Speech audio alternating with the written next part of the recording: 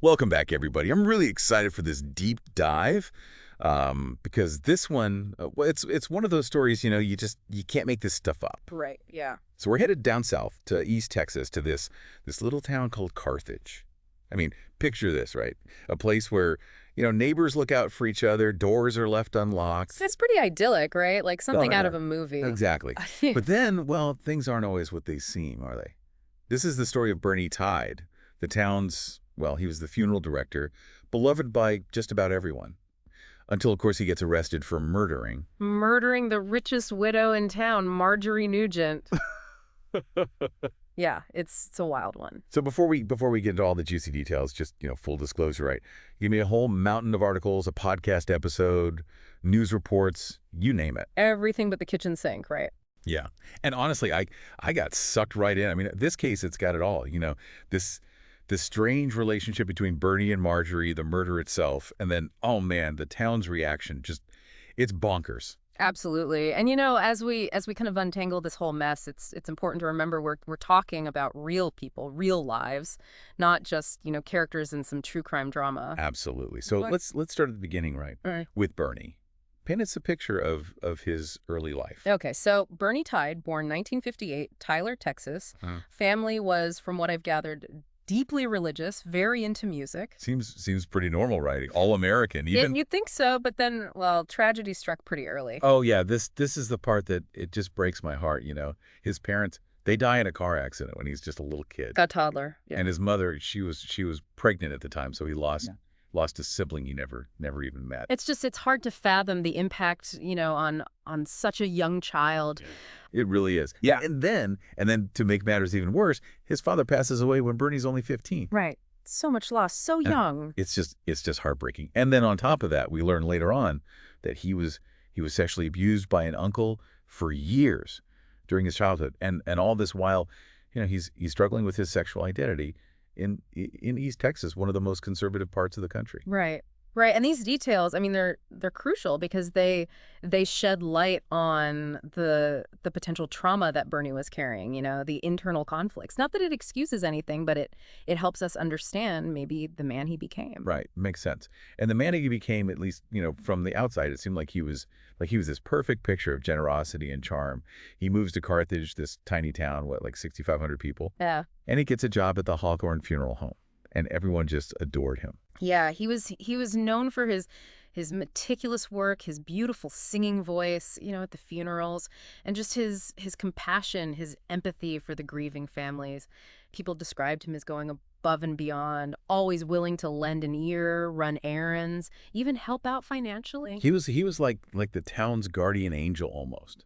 I read that he helped people with their taxes, bought cars for families who were struggling, just showered everyone with gifts. It's hard to reconcile that image with the crime he eventually committed, right? It just doesn't compute. Yeah, it's that paradox, isn't it? This image of him as a saint, it makes his actions even more baffling. It really does. Makes you question everything, Was Yeah. it all genuine or was it some elaborate facade? Okay, so now we need to talk about Marjorie Nugent, the woman Bernie was convicted of killing. 70-something years old, a wealthy widow, inherited a fortune from her husband's oil and banking businesses. Yeah, richest person in Carthage by far. But unlike Bernie, she wasn't exactly known for her warm personality, right? It depends on who you ask, I guess. Some described her as reserved, maybe even a bit cold, especially compared to Bernie's outgoing nature.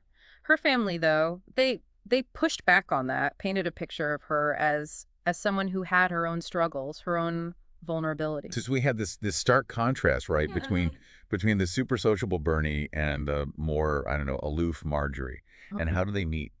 At a funeral, of course. Of course. 1990, Bernie's handling the arrangements for Marjorie's husband, and that's where it all begins. You can imagine the gossip in a town that small, a 40-year age gap. Yeah, small towns are all about the gossip, right?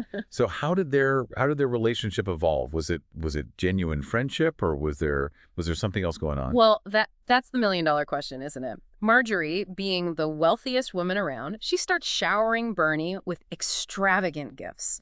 A Rolex, trips abroad, flying lessons, even a brand new house. Oh wow, she was clearly smitten with him. It certainly seems that way. And then, this is where things get murky. Bernie starts telling his friends and family about how possessive Marjorie is, how controlling she is. He paints this picture of her as demanding, difficult, even evil at times. So he's setting the stage, right? Creating this narrative where he's the good guy, the victim, and she's the villain. Exactly. And keep in mind, this is small town life. Reputation is everything. And Bernie had spent years cultivating this image of himself as this selfless, caring person. So people, they wanted to believe him. Right. It's like that halo effect, you know. We assume that if someone is good in one area of their life, they must be good in every area. Yeah, and that halo can be blinding. Makes it hard to see the cracks in the facade. So what happens next? Where does the story go from here? Well, in November 1996, Marjorie vanishes. Poof, gone. Bernie, he comes up with all these explanations. First, it's, oh, she's in a nursing home recovering from a stroke. Then it's, oh, she has Alzheimer's and she's gone to live with relatives. But her family, they weren't buying it, were they? Nope. They were getting more and more suspicious, especially since Bernie was, well, he was living his life like nothing had changed. Still spending Marjorie's money, throwing parties at her house, just carrying on as if everything was normal. And that's when the police get involved, right? That's right. They finally go to Marjorie's house, and, well, this is where things take a really dark turn. Remember that deep freezer in her garage? The one that was all taped shut? Oh, yeah, you mentioned that before. What did they find in there? Underneath some bags of pecans, some frozen pot pies, they find Marjorie's body wrapped in a sheet, shot 4 times in the back. Oh my God, that's just awful. So they arrested Bernie right away. Yeah, they tracked him down at a little league game. He was about to take a team out for dinner. Wow, talk about a shocking contrast. Bernie Tide, the beloved community member, suspected of murder. It really captures the jarring nature of this whole case, doesn't it? This image of small town normalcy shattered by this act of unimaginable violence. And what did Bernie do? I mean, how did he react when they confronted him? He confessed almost immediately. He just comes clean like that. Pretty much, yeah. So what was his excuse? I mean, why did he do it according to him? Well, he claimed that that Marjorie, she had become, hateful, evil. Those were his words. Hateful and evil, huh? Yeah. Controlling, abusive. He said he snapped, couldn't take it anymore. But I mean, come on, the police, they didn't buy that, did they? Well, they had their doubts for sure. But what's really interesting is how the town reacted. I mean, you'd expect, outrage, condemnation, right? Yeah, you'd think so. But instead, there was this wave of support for Bernie. People, they just refused to believe that he could do something like that. They remembered all the good things, his kindness, his generosity. They were clinging to this image of good Bernie, the one they thought they knew. It's like they were in denial almost. Yeah, it was a classic case of cognitive dissonance. Their beliefs about Bernie, they just clashed with the reality of what he had done, and it created this huge rift in the community. You had people who were convinced that he was a victim, that he'd been promoted too far, and then you had others who saw him as this cold-blooded killer who had fooled them all.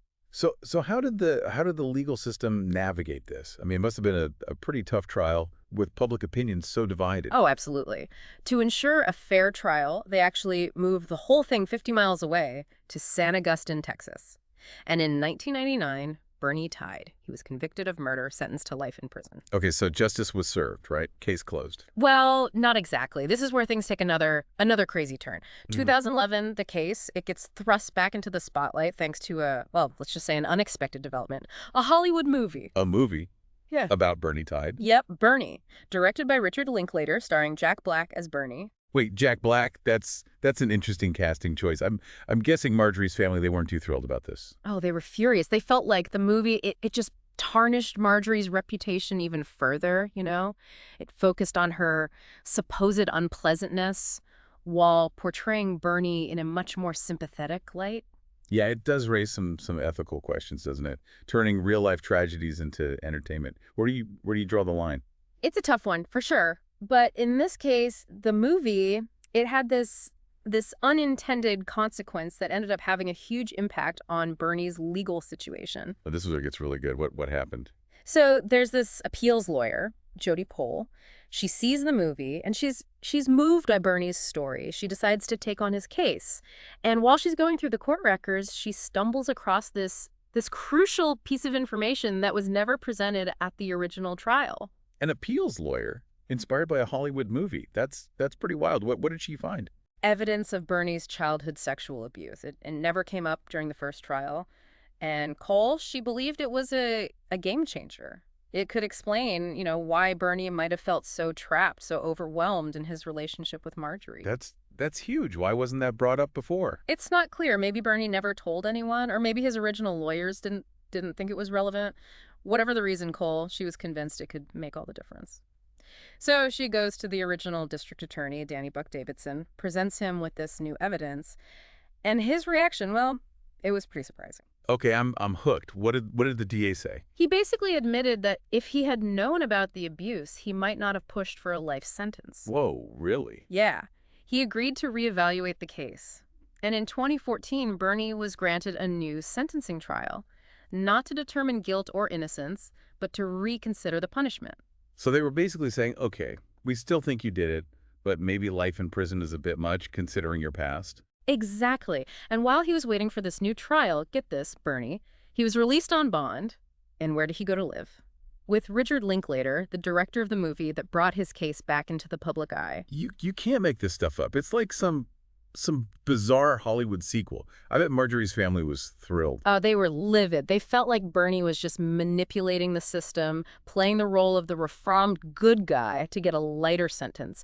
And honestly, it's hard to argue with that. It definitely adds another layer of complexity to an already complicated story. Yeah. So what happened at this new sentencing trial? Did Bernie manage to convince the jury that he deserved a second chance? It was a 3-week trial, and it basically became a battle of narratives. Bernie's lawyers, they argued that he was a victim of his past trauma, that he had snapped under Marjorie's controlling behavior, her emotional abuse. They even suggested that Marjorie's family, they were more interested in her money than in actual justice. Wow, that's a pretty bold claim. Yeah, it is. The prosecution, though, they fought back hard. They argued that Bernie was this master manipulator, that he had conned Marjorie into giving him her fortune. They presented evidence of financial misdeeds, like forging deposit slips to make it look like he was investing Marjorie's money when really he was just pocketing it. So it became a question of who to believe. Was Bernie this victim driven to desperate measures?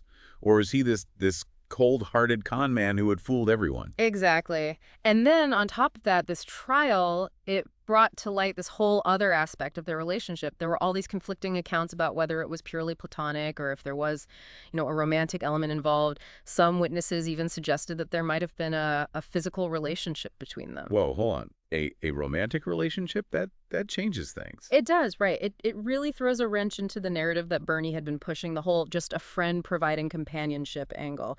So you have these two very different versions of events, two very different interpretations of who Bernie Tide really was. What did the jury make of all this? What was the verdict? Well, in a pretty stunning turn of events, the jury, they didn't buy it. Instead of a later sentence, Bernie got 99 years. 99 years. Wow. So much for the Hollywood redemption arc. It seems they just didn't believe he was this victim deserving of leniency. They saw him as a calculated killer who had used and manipulated Marjorie for his own personal gain. So where does that leave Bernie now? Is he still behind bars? He is. He's currently serving a sentence. He'll be eligible for parole in 2029. But even now, all these years later, the Bernie Tide case, it continues to fascinate, to perplex. There are just so many unanswered questions, so many loose ends.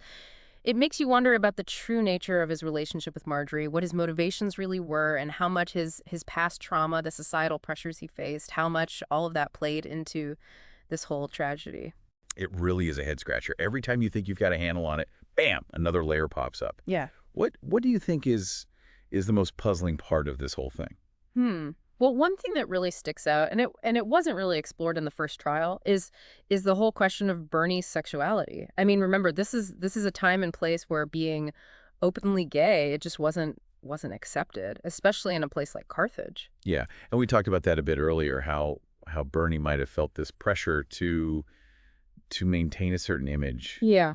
To avoid judgment, to protect his standing in the community. Right. Exactly. And that adds this whole other dimension to his relationship with Marjorie. Did she know? Did she maybe even use that vulnerability to control him? Or was she totally clueless about what was going on inside? It's all speculation at this point, right? Marjorie's not here to tell her side of the story. But it does make you think about the the power dynamics. Yeah. Was Bernie really calling the Mhm. shots? Or was he, in a way, being manipulated by the expectations of society, the pressures of that time? It's a fascinating question, and it makes it harder to figure out what Marjorie's role really was. Was she this controlling, abusive person that Bernie described, or was that just a story he made up, to get sympathy, to shift the blame? Or maybe it's somewhere in between. I try and put together a puzzle, but half the Yeah. pieces are missing. We have these glimpses into their lives, Hmm. these conflicting accounts, but we may never really know what went on between them. That's true. It just goes to show, even in these seemingly simple cases, there are all these unspoken truths, these hidden motivations swirling around. Absolutely. And this case also brings up some bigger questions, like about forgiveness, about redemption in our justice system. Mhm. Bernie, I mean, at least outwardly, he seems sorry for what he did. He was, a model citizen while he was out on bond, working for nonprofits, singing in the church choir. Mm. But was that real change, or was it all just an act, to get a lighter sentence? I mean, everyone deserves a chance at redemption, right? But then again, taking a life, that's something you can't undo. Right. It's a tough balance to strike. It really is. And this case, more than most, it forces us to grapple with the gray areas of human behavior, the fact that sometimes motives aren't clear-cut. There's a limit to what we can know. That's what makes it so intriguing, though, right? The mystery, the unanswered questions, trying to piece together a story from all these bits and pieces. It reminds us that truth, it can be slippery, that how we see things, it's always subjective, and that even the most charming people, they can have these dark secrets lurking underneath. Well, I think we've covered just about every angle of this fascinating and frankly disturbing case. Any final thoughts? What are your key takeaways from our deep dive into the Bernie Tide saga? For me, this case, it really highlights how dangerous it can be to judge a book by its cover. Bernie Tide, he came across as this upstanding citizen, this embodiment of kindness, but underneath that, there was this capacity for darkness, for deception, for violence that ultimately resulted in this terrible act. It's definitely a cautionary tale, a reminder that appearances can be deceiving, that even in the most, picture-perfect settings, there can be darkness hidden just below the surface. It makes us question everything. Look beyond the surface. Don't just accept the stories we're given at face value. Yeah, and maybe the biggest takeaway for our listeners is this. Don't be afraid to ask questions. Don't just accept assumptions. Dig deeper. Because the truth, as we've seen in this case, it's usually a lot more complicated than it seems at first glance. Great advice. And on that note, that wraps up our deep dive into the complex case of Bernie Tide. We hope you found it, well, informative, thought-provoking, all of that good stuff. Don't forget to subscribe and join us next time as we take a look at another intriguing true crime story. Until then, keep those questions coming, keep exploring, and never stop searching for the truth, no matter how hidden it may seem.